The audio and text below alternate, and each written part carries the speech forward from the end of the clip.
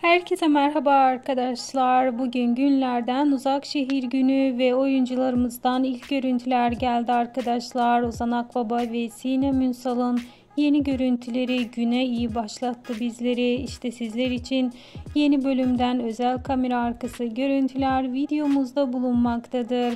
Herkes akşamı iple çekiyor. Aksiyon dolu bir bölüm bizleri bekliyor.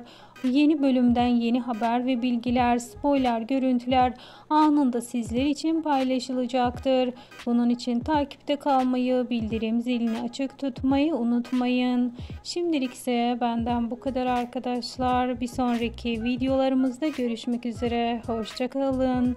Videoları beğenerek paylaşmayı ise unutmayın.